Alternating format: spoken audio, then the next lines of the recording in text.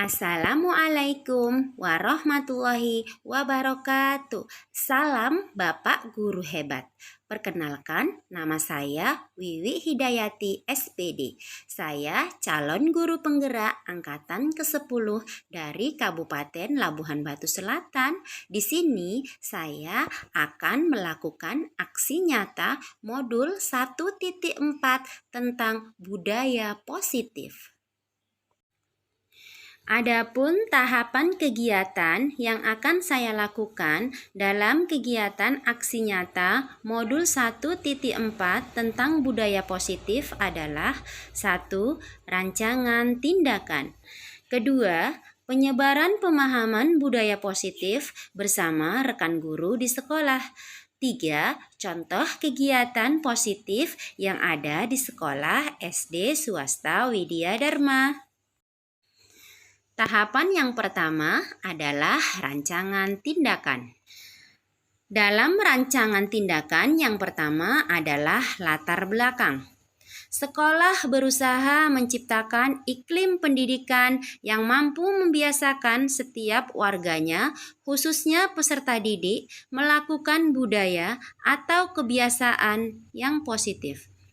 Budaya yang mengakar kuat dan menjadi sebuah kebiasaan yang dilakukan secara kontinu dan sadar oleh setiap warga sekolah.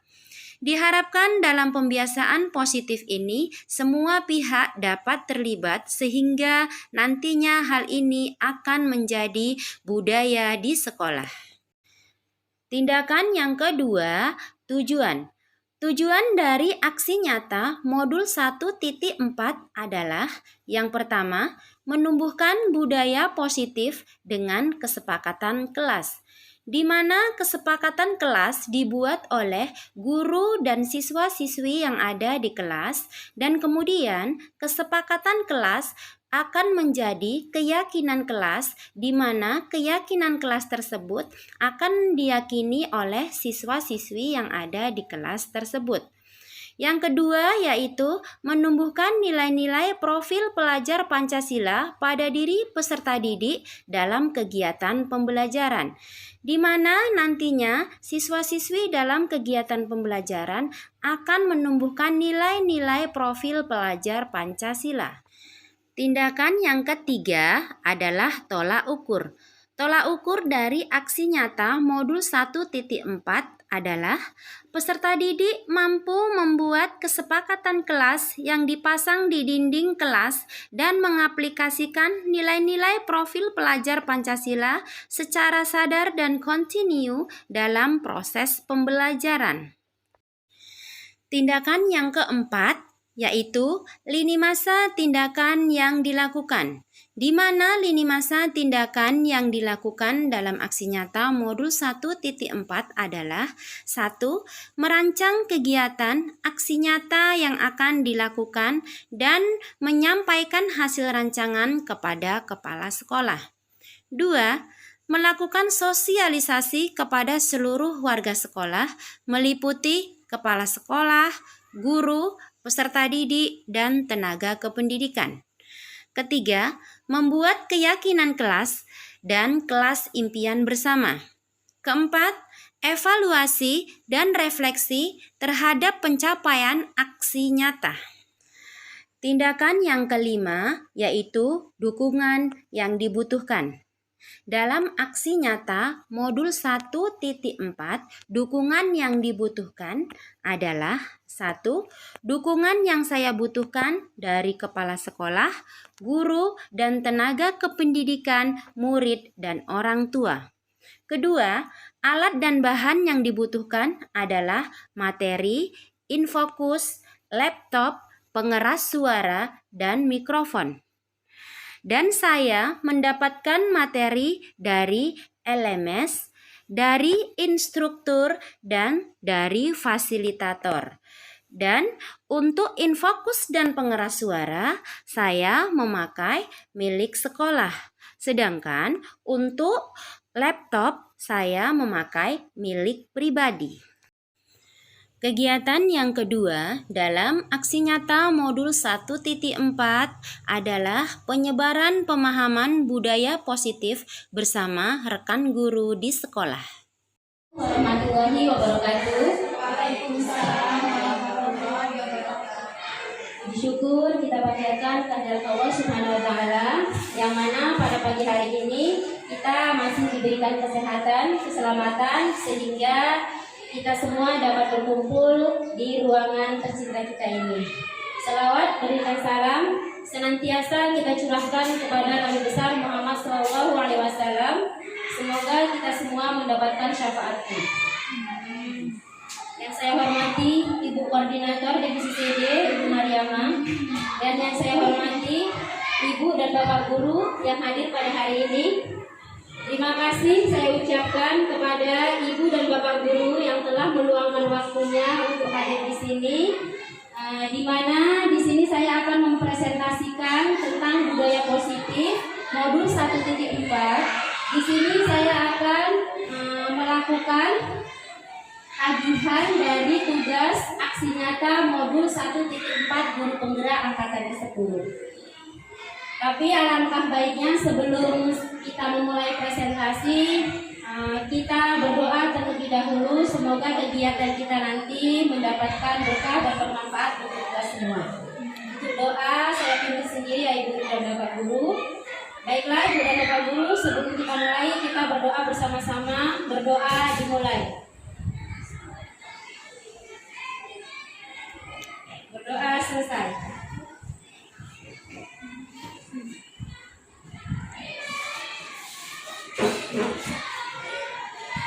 Di sini sebelum saya memulai presentasi, karena mungkin Ibu dan Bapak Guru sudah dari pagi tadi ya beraktivitas bersama siswa-siswi kita yang hebat di dalam kelas, tentunya untuk lebih memfokuskan diri lagi, kita melakukan ice breaking terlebih dahulu. Di sini ice breakingnya yaitu mungkin Bapak dan Ibu pernah melakukan ice breaking di kelas menggunakan ice breaking ini, tetapi tidak apa-apa, kita akan mengulang kembali. Untuk ketentuannya yang pertama, minta salah satu guru membuat sebuah kalimat. Contohnya, saya suka makan durian. Nah, kemudian guru yang membuat kalimat, dia menunjuk guru yang lain, dan guru yang lain tersebut menyambung dengan kata yang terakhir. Misalnya kata yang terakhir durian, berarti dia harus membuat kalimat dengan kata terakhir durian, yaitu durian buah yang enak. Dan begitu seterusnya. Bisa ya Ibu-Ibu? Bisa. Kita mulai ya. Yang pertama coba dan saya suka makan nasi. Ya, lanjut. Siapa? Bu Dwi boleh menunjuk siapa saja? Nasi sangat enak dimakan dengan lauk pauk. Oke.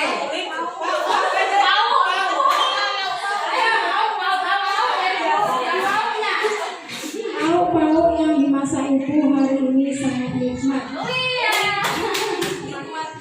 Lauk pauk itu. Lauk pauk itu sangat.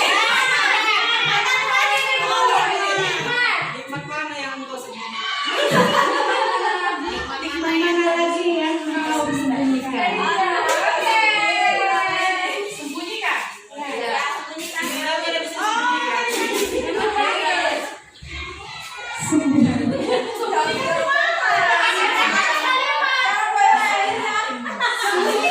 Sembunyikan perasaan hatimu yang tidak enak hari ini. Ini adalah uangku.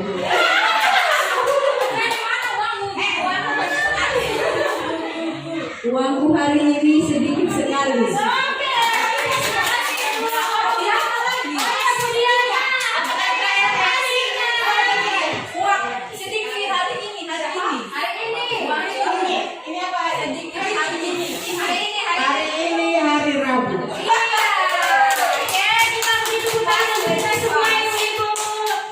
Alhamdulillah ternyata ibu-ibu semua masih kita bahas adalah disiplin positif. Nah, bisa diperhatikan di layar disiplin positif ini. Nah, di sini ada teori kontrol oleh William Glasser. Nah, di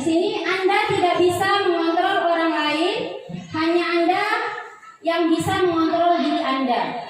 Nanti kita akan bahas. Baru yang kedua, teori kontrol yang kedua, semua perilaku memiliki tujuan. Yang ketiga, model berpikir menang-menang, kolaborasi dan konsensus menciptakan pilihan-pilihan baru. Kemudian yang keempat, realitas atau kebutuhan kita berbeda. Jadi setiap manusia itu memiliki kebutuhan dasar yang berbeda. Yaitu budaya positif dan disiplin. Di sini budaya positif adalah nilai-nilai, keyakinan-keyakinan dan kebiasaan-kebiasaan di sekolah yang berpihak pada peserta didik agar peserta didik dapat berkembang menjadi pribadi yang kritis, penuh hormat dan bertanggung jawab. Jadi di sekolah kita sebenarnya Bapak Ibu, budaya positif itu sudah dilaksanakan dengan baik ya Bapak Ibu. Contohnya bersalaman sebelum masuk ke kelas. Kemudian budaya positif lagi, contoh yang lain misalnya sopan santun, bertanggung jawab, menghormati yang lebih tua, menghargai dan menghormati. Di sini budaya positif dilaksanakan dalam upaya menumbuhkan disiplin dan menanamkan motivasi intrinsik dari dalam pada peserta didik untuk menjadi orang yang mereka inginkan dan menghargai diri sendiri dengan nilai-nilai yang mereka percaya. Kemudian di sini dari budaya positif tentunya kita akan melakukan disiplin. Di mana disiplin ini adalah belajar mengontrol diri dengan menggali potensi diri kita agar tercapai tujuan mulia, yaitu sesuatu menjadi seseorang yang kita inginkan, menjadi nilai-nilai yang kita hargai. Nah, disiplin ini sebenarnya yang kita pahami di lingkungan kita itu berarti kita mentaati atau melakukan ketentuan-ketentuan yang sudah dilakukan oleh sekolah dengan rasa tanggung jawab. Contohnya misalnya disiplin untuk siswa kita supaya tidak datang terlambat.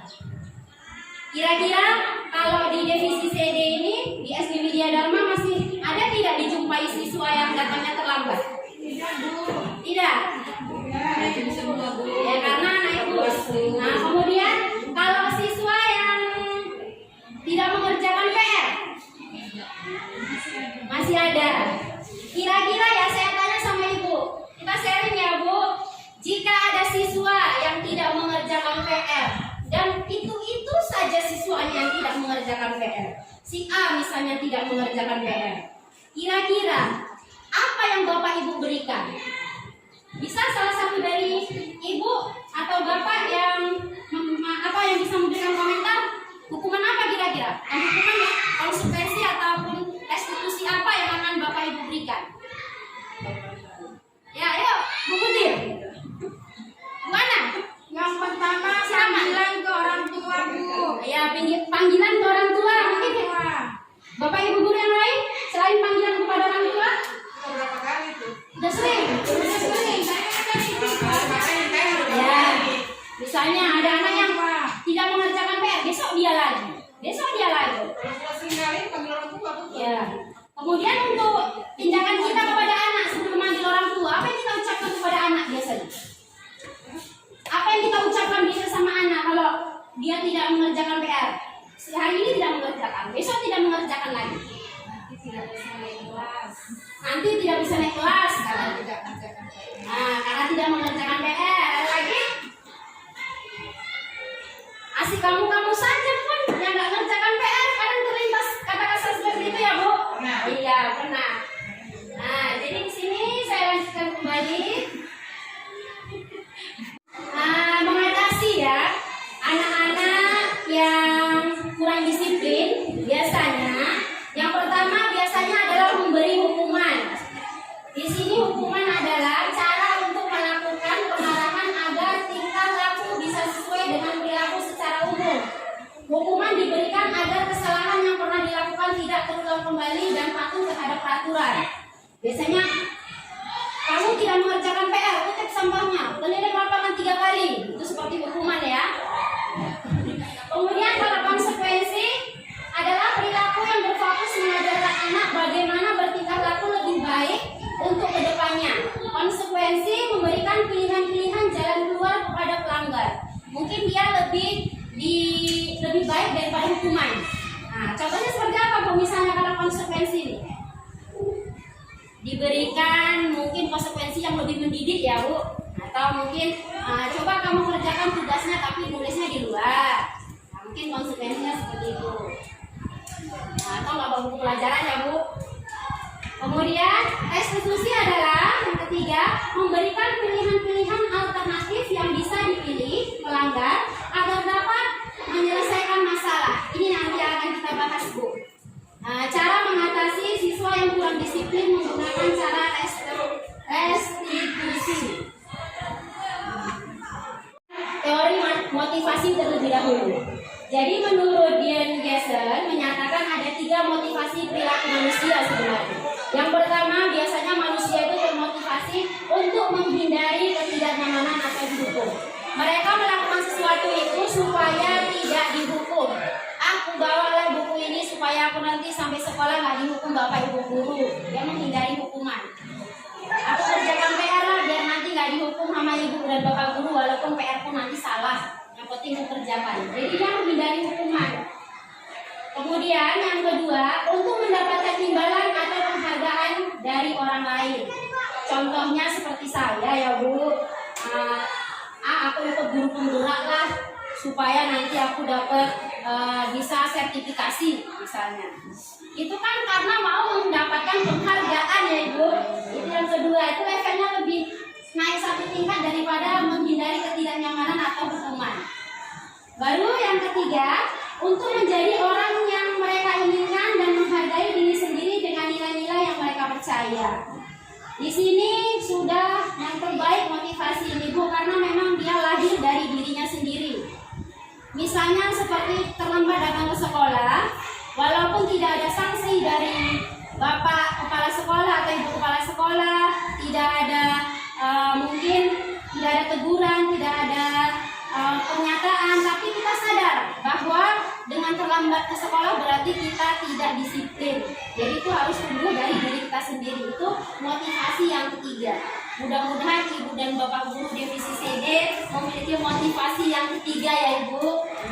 Amin. Karena kita berharap motivasi yang terbaik itu memang datangnya dari diri kita sendiri.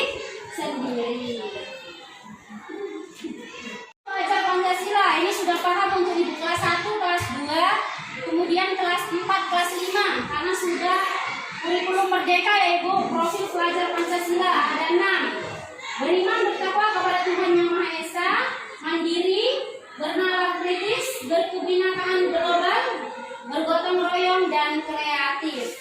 Kemudian sikap murid di sini toleransi, empati, rasa hormat, keingintahuan, integritas, kreativitas, mandiri, kerjasama, menghargai, percaya diri, antusias dan komitmen.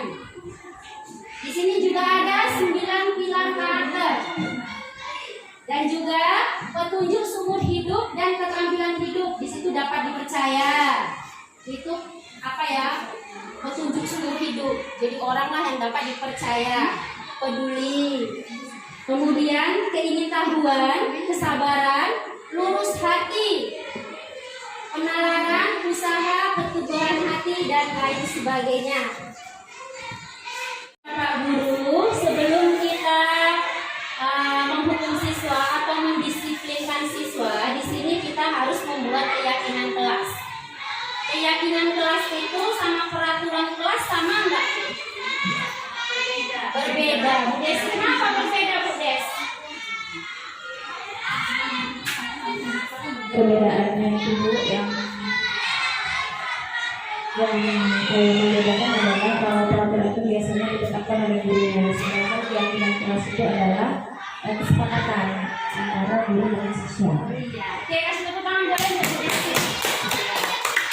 Jadi perbedaan antara peraturan dan keyakinan. Jadi selama ini kita buat peraturan kelas, kita ganti keyakinan.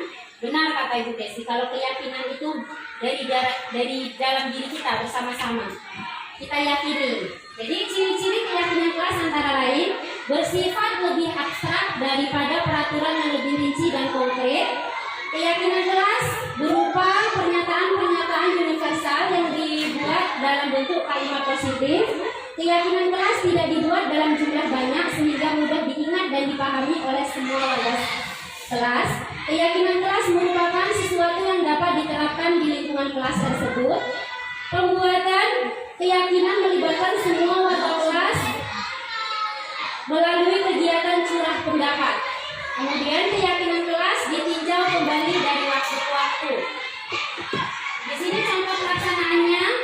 Pelaksanaannya penumbuhan budaya positif melalui keyakinan kelas bertujuan untuk mengenalkan keyakinan kelas kepada peserta didik, menyusun keyakinan kelas bersama peserta didik, kemudian membiasakan penerapan keyakinan kelas untuk menumbuhkan disiplin pada peserta didik. Ini contoh keyakinan kelasnya, Ibu. Misalnya, ini hanya contoh ya, Bu. Misalkan contoh keyakinan kelas 6A misalnya. Siswa harus hadir di kelas tepat pada waktunya. Piket kelas dilakukan lebih awal.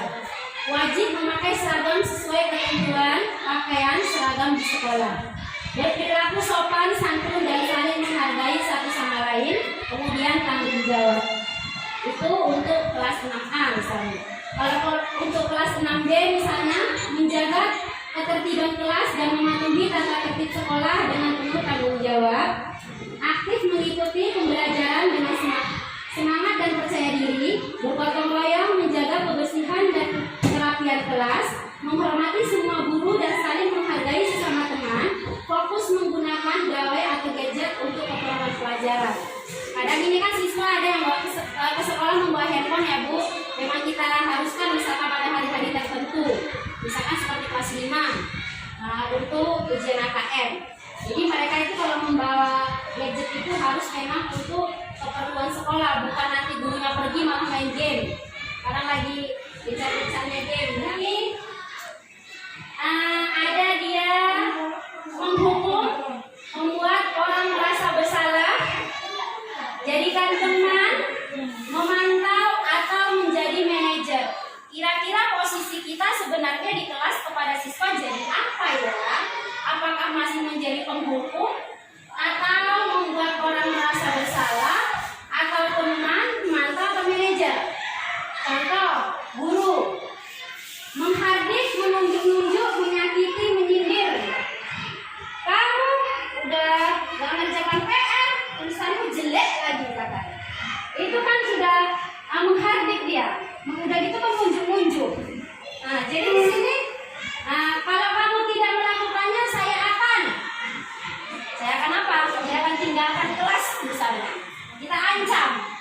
Di sini hasilnya kepada peserta didik membentak siswa menjadi pemberontak, menjadi pendendam, dan selalu menyalahkan orang lain siswa kita.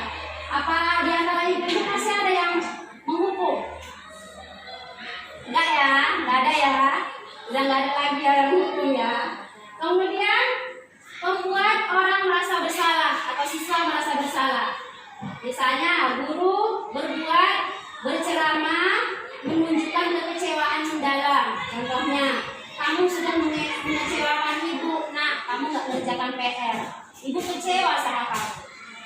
Kamu maunya apa sih? Kita memelas sama anak-anak itu. Jadi hasilnya anak-anak itu menyembunyikan, menyangkal, berbohong jadinya dia supaya mendapatkan simpati dari guru. Kemudian kalau menjadikan siswa itu teman kita, membuatkan alasan-alasan untuk murid-muridnya. Misalnya, lakukan untuk bapak ibu, ya sudah nanti bapak ibu bantu bereskan. Kita jadikan siswa itu teman untuk kita. Kemudian memantau, menghitung dan mengukur. Apa peraturannya? Contoh perkataan gurunya. Apa konsekuensinya atau sanksinya?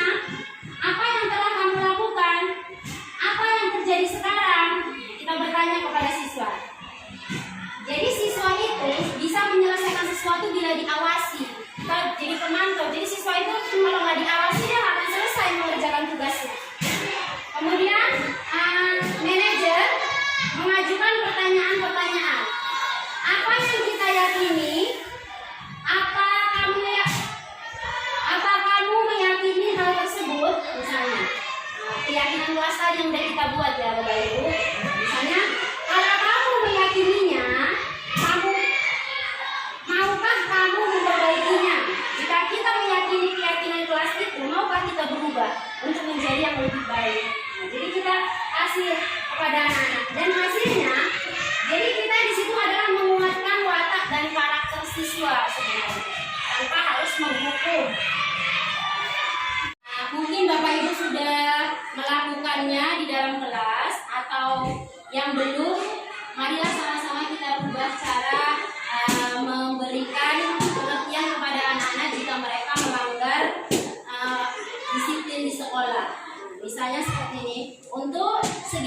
restitusi merupakan proses restitusi dengan 3 tahapan yang setiap tahapannya berdasarkan pada prinsip 3 kontrol, yaitu validasi tindakan, yang kedua menanyakan keyakinan, yang ketiga menstabilkan identitas.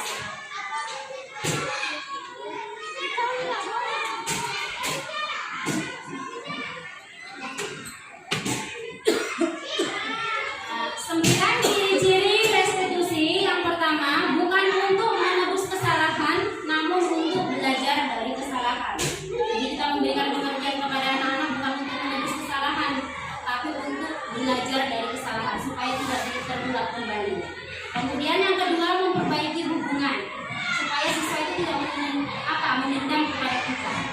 Kemudian yang ketiga, tawaran bukan paksaan. Kita kasih solusi mereka.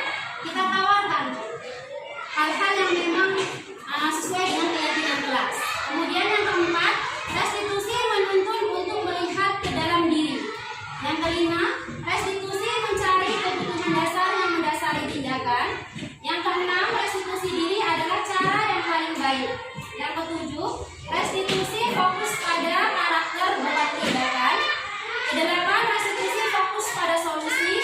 Kesembilan, restitusi mengembalikan murid yang berbuat salah pada kelompoknya. Jadi ini kegiatan restitusinya ini. Pertama ya, kata-kata yang bisa diberikan. Guru berkata, berbuat salah itu hal yang manusiawi. Tidak ada manusia yang sempurna. Bapak atau ibu juga buat salah. Kita pasti bisa menyelesaikan permasalahan ini. Bapak atau ibu tidak tertarik untuk mencari tahu siapa yang benar, siapa yang salah. Bapak ibu lebih tertarik untuk menyelesaikan masalah. Kemudian kalau kamu menyalahkan dirimu sendiri terus-menerus, apakah kamu bersikap baik pada dirimu sendiri? Mungkin pertanyaan-pertanyaan ini bisa digunakan salah satunya jika siswa kita melanggar disiplin di sekolah untuk menstabilkan identitas. Kemudian yang kedua, validasi kebutuhan. Di sini di validasi kebutuhan, guru berkata, kamu bisa saja kan melakukan hal yang lebih buruk, tapi kamu tidak melakukannya kan? Kamu pasti punya alasan mengapa melakukannya. Apa yang penting bagi kamu? Kamu boleh tetap berusaha menjaga sikap itu, tapi tambahkan sikap yang lain yang baru. Maukah kamu belajar cara lain untuk mendapat yang kamu butuhkan tanpa harus memukul? Apa kamu bisa melakukan dengan lebih baik besok lagi?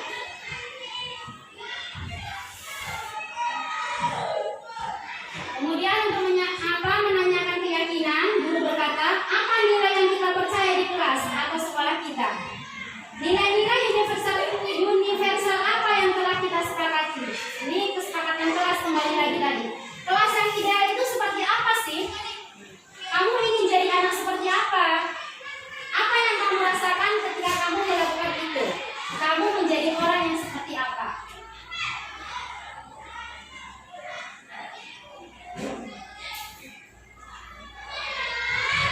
Ini ada kasus ya Ibu. Fazia ini yang tidak mengerjakan tugas. Nah saya, kelas 6B, saya angkat untuk tugas aksi nyata modul 1.4. Nih, Selasa siang, Bu Wiwi Hidayati tidak bisa mengajar pelajaran bahasa Indonesia di kelas 6B karena harus mengikuti rapat penting di kabupaten. Bu Wiwi pun memberikan tugas kepada siswa kelas 6B agar kelas tidak kosong. Namun, Aini tidak mengerjakan tugas tersebut. Ia malah tiduran di meja dan adiknya justru tidur sungguhan. Akhirnya, saat pengumpulan tugas, Aini tidak mengumpulkan. Keesokan harinya, saat mengoreksi tugas, Bu Wiwi menemukan satu anak yang tidak mengerjakan tugas, yakni Aini, berdasarkan buku presensi hari itu. Ini bertimpa Ibu. Jadi di sini si Aini nggak mengumpulkan tugas karena pada saat itu saya pergi ya Ibu. Dari sini tindakan yang saya lakukan, saya sengaja memanggil Aini di sini. Assalamualaikum Bu, saya bacakan ya Ibu untuk untuk pemecahan masalah menggunakan restitusi. Waalaikumsalam Aini. Ayo silakan duduk. Kamu tahu mengapa Ibu panggil ke sini? Mungkin berkaitan dengan tugas, Bu. Ya benar. Tapi kamu kemarin masuk kan waktu Ibu pergi? Ya benar. Masuk, tapi saya tidak mengumpulkan tugas. Di sini menstabilkan identitasnya. Saya masukkan di sini Aini. Semua orang pernah melakukan kesalahan, termasuk Ibu. Namun, setiap tindakan kita pasti ada alasannya. Kira-kira mengapa kamu tidak mengumpulkan tugas? Saya capek dan mengantuk, Bu. Soalnya malamnya scroll TikTok sampai jam 12 malam. Akhirnya saat belajar jadi ngantuk. Jadi dia jujur. Kamu masih ingat keyakinan kelas kita? Masih, Bu? Jadi di sini kita menanyakan keyakinan. Kalau masih ingat, kira-kira yang kamu lakukan itu sudah sesuai dengan keyakinan kelas kita belum? Belum, Bu. Nah, keyakinan kelas yang mana? Selalu bertanggung jawab, Bu. Karena tadi di keyakinan kelas kami buat ada rasa bertanggung jawab. Nah, ternyata kamu tahu. Lalu, apakah kamu punya solusi untuk masalah ini? Iya, Bu. Pertama, saya minta maaf karena tidak mengumpulkan tugas. Kedua, saya tidak akan tidur terlalu malam lagi. Dan yang ketiga, saya akan mengerjakan tugas dari Ibu dan akan saya kumpulkan besok. Baik, Ibu apresiasi untuk tanggung jawabmu dan kamu boleh kembali istirahat. Jadi, kita bisa menyelesaikan masalah itu menggunakan restitusi tanpa harus menghukum siswa. Mungkin lebih mendekatkan diri mencari solusi. Kenapa sih kita tidak langsung mengeklaim kalau siswa tersebut, oh kamu memang lagi-lagi kamu memang anak yang pemalas. Tidak boleh seperti itu. Jadi kita harus tahu solusinya. Kenapa dia melakukan seperti itu? Assalamualaikum. Waalaikumsalam Aini. Kamu tahu kenapa dipanggil kemarin, Nak? Mungkin berkaitan dengan tugas, Bu. Iya, benar sekali. Ngomong-ngomong, kemarin kamu masuk sekolah kan, Nak? Iya, Bu, masuk, tapi saya tidak mengumpulkan tugas. Aini, Ibu tahu semua orang itu, Nak, pernah melakukan kesalahan. Termasuk juga Ibu. Ibu juga pernah melakukan kesalahan. Tapi setiap tindakan kita pasti ada alasannya. Kira-kira mengapa Aini tidak mengumpulkan tugas, Nak? Saya capek, Bu, mengantuk. Soalnya malamnya saya scroll itu sampai jam 12 malam. Akhirnya saya mengantuk saat jam pelajaran. Kamu masih ingat tidak keyakinan kelas kita, Nak? Masih, Bu. Kira-kira kalau Aini masih ingat tentang keyakinan kelas kita, coba apa yang kamu lakukan itu sudah sesuai belum dengan keyakinan kelas kita? Kira-kira yang belum sesuai itu dengan keyakinan kelas yang mana? Selalu bertanggung jawab, Bu. Nah, itu kamu ingat, Nak. Nah, apakah kamu punya solusi dari masalah yang kamu lakukan itu? Iya, Bu. Pertama, saya meminta maaf karena tidak mengumpulkan tugas. Kedua, saya tidak akan tidur larut malam lagi. Ketiga, saya akan mengerjakan tugas dari Ibu yang akan saya kumpulkan besok. Ya, baik. Ibu akan apresiasi untuk tanggung jawabmu. Dan untuk selanjutnya, semoga tidak terulang kembali dan untuk Aini lebih bertanggung jawab kembali. Dan sekarang Aini boleh melanjutkan istirahat bersama teman-temannya. Terima kasih, Bu. Permisi. Assalamualaikum. Waalaikumsalam, Nak. Perkenalkan, nama saya Fazia Aini Ritonga. Saya dari kelas 6 SD Widya Dharma. Saya telah membuat kesalahan dan tidak mengumpulkan tugas padahal saya masuk sekolah. Saya berterima kasih kepada Bu Wiwi karena tidak memarahi dan menghukum saya. Tetapi Bu Wiwi memberi pengertian kepada saya dan membuat saya sadar akan kesalahan saya. Dan saya berjanji tidak akan membuat kesalahan dan melanggar peraturan kelas. Wassalamualaikum warahmatullahi wabarakatuh. Ya, Muhammad Faiz mencontek saat sumatif akhir semester. Sabtu pagi, seorang siswa kelas 6B yang bernama Muhammad Faiz ketahuan oleh BPW melakukan kecurangan dengan mencontek pada saat pelaksanaan tes sumatif akhir semester. Siswanya nyontek pada saat ujian.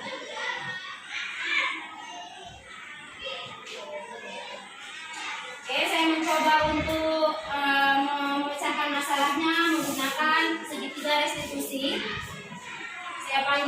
siswanya. Nah, Assalamualaikum Bu. Waalaikumsalam. Apakah kamu tahu mengapa saya panggil ke sini? Kemarin waktu ujian semester saya mencontek Bu. Mungkin dia sudah dengar, sudah sadar dari kawannya senting-sentingan kalau dia itu mencontek bakal dipanggil.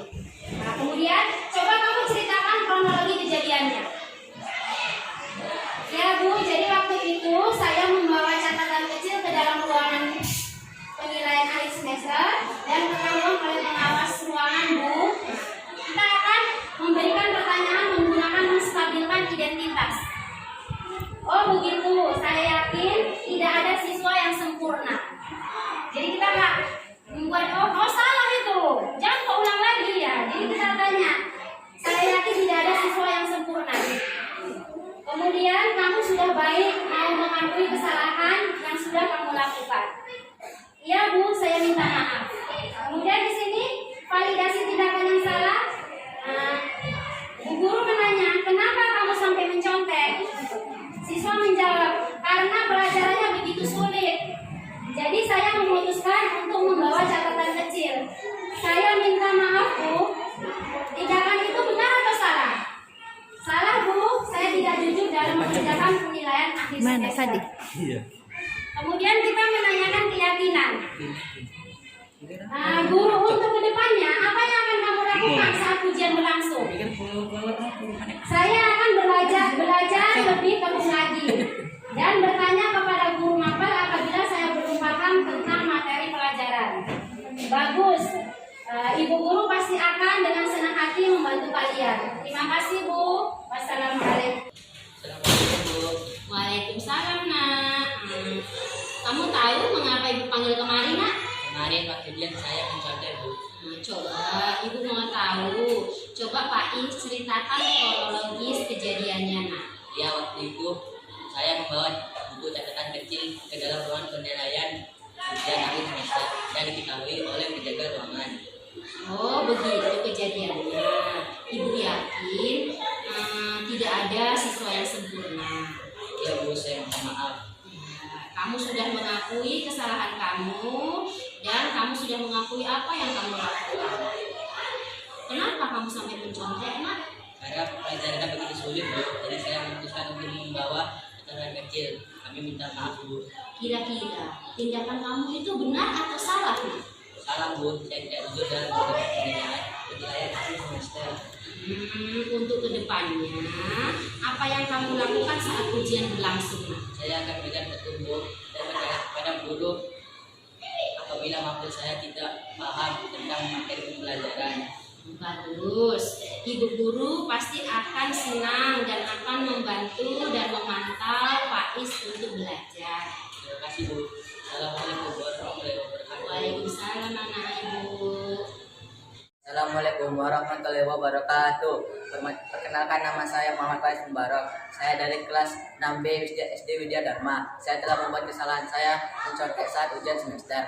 Saya berterima kasih atas Bu Wiwi tidak memarahi saya dan menghukum saya, tetapi Bu Wiwi memberikan pengertian kepada saya saat saya sadar dan akan kesalahan saya, dan saya berjanji tidak akan membuat kesalahan lagi dan melanggar peraturan kelas.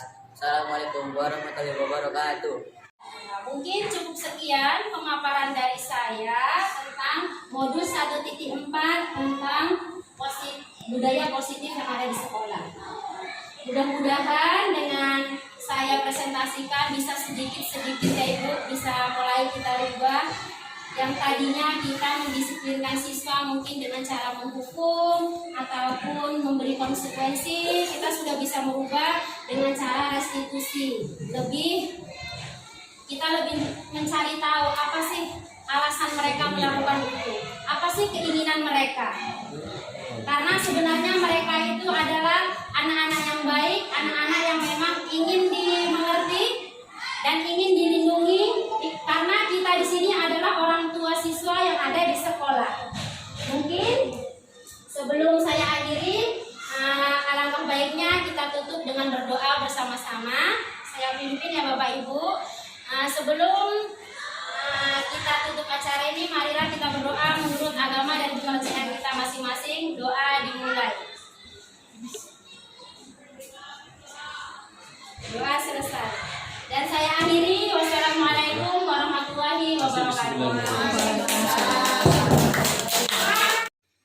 Kegiatan yang ketiga dalam aksi nyata modul 1.4 adalah contoh penerapan budaya positif yang ada di sekolah.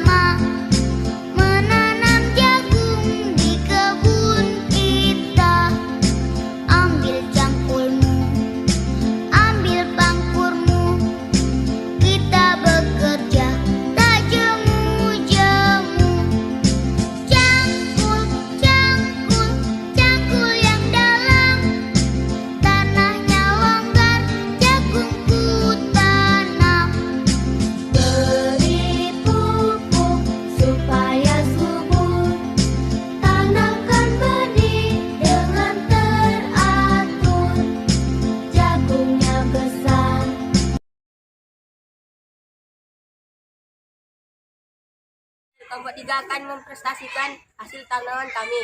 Saya bernama Faiz. Saya bernama Hazim. Saya bernama Naufal. Saya bernama Algi. Saya bernama Firly. Kami Bunga telan berkembang biak dengan cara biji. bawang merah dengan cara berkembang biak dengan cara umbi lapis. Kunyit berkembang biak dengan cara rizom. Kunyit berkembang biak dengan cara hijau.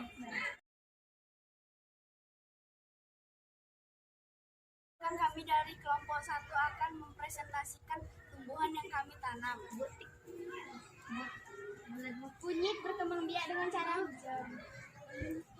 tomat berkembang biak dengan cara generatif. Kunyit putih berkembang biak dengan cara rijab. Hijau berkembang biak dengan cara stek batang. Bawang merah dan kencur berkembang biak dengan cara umbi lapis dan rizom. Kami dari kelompok 4 dan Regu Serigala. Kami akan perkenalkan nama kami. Nama saya Alvin Mubarak. Nama saya Muhammad Al-Fariji. Nama saya Ali Sulfika. Nama saya Muhammad Afiq Danis. Nama saya Ribi. Saya akan menjelaskan bawang merah berkembang biak dengan cara umbi lapis. Saya akan menjelaskan kunyit dalam. Cabai merah berkembang biak dengan cara generatif melalui biji. Kunyit berkembang biak dengan cara hijau.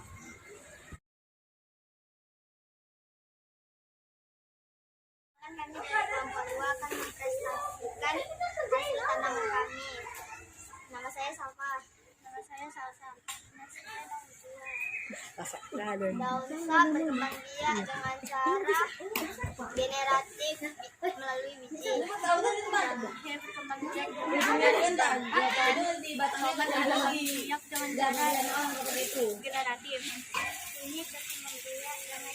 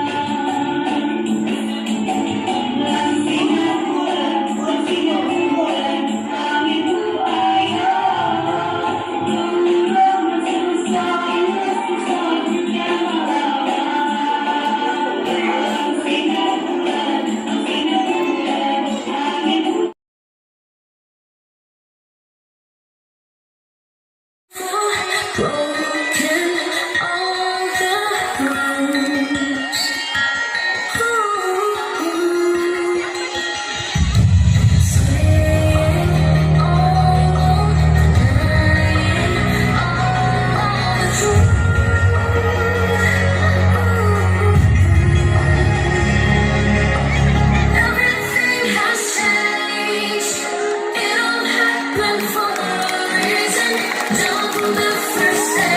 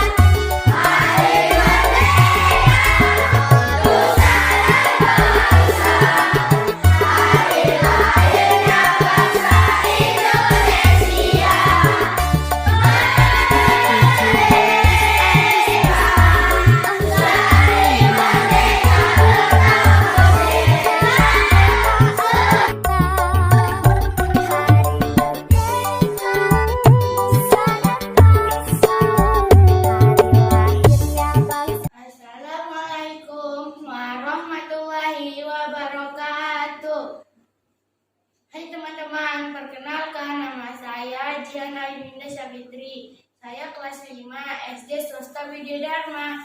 Di sini saya akan membawakan cerita rakyat yang berjudul Asal Usul Danau Toba dari Sumatera Utara. Menulis Dede Firmansyah. Begini ceritanya teman-teman. Dahulu kala di pedalaman Pulau Andalas tinggallah seorang pemuda yang gemar memancing ikan bernama Toba. Aku memancing di sini saja. Hari ini aku harus dapat ikan untuk menu makan malamku. Toba yang sabar akhirnya merasakan kailnya dimakan oleh ikan. Wah, berat sekali ikan ini. Dia melawan. Ini pasti ikan yang besar. Toba pun berhasil mendapatkan sebuah ikan emas yang ternyata sungguh besar.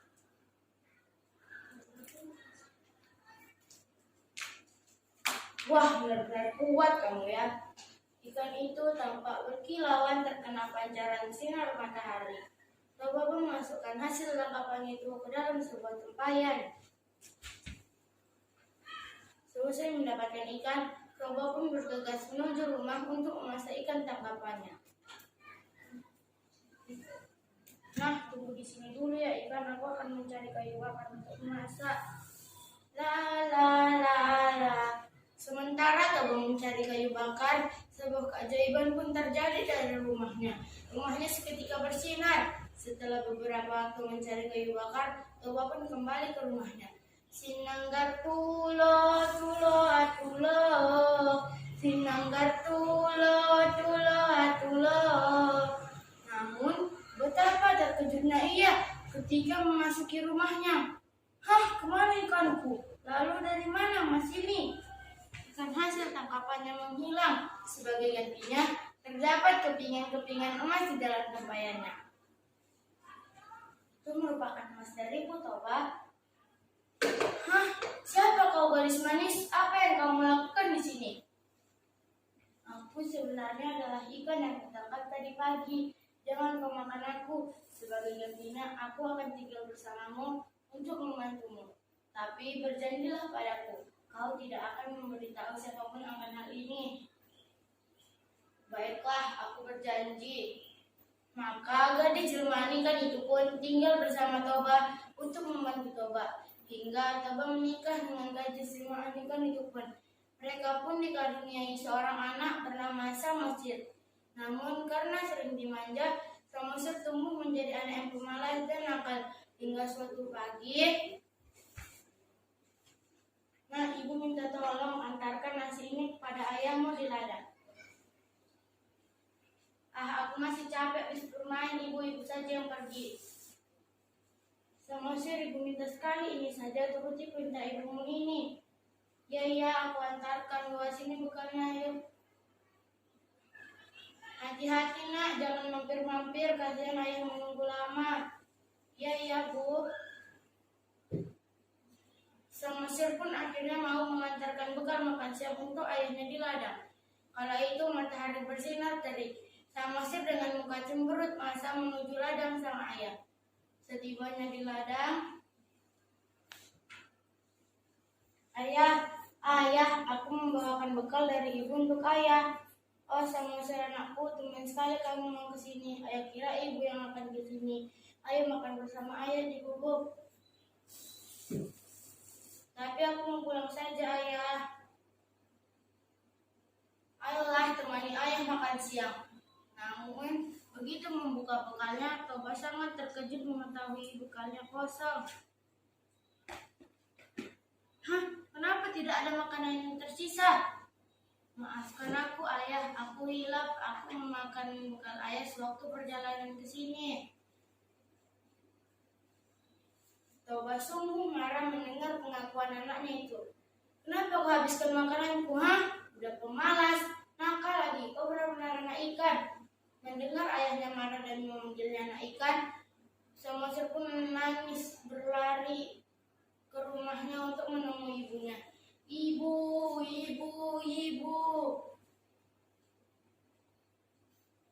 Samosir, kenapa menangis, nak? Sambil terisak-isak, Samosir menceritakan kepada ibunya kalau dia dikatakan anak ikan oleh ayahnya.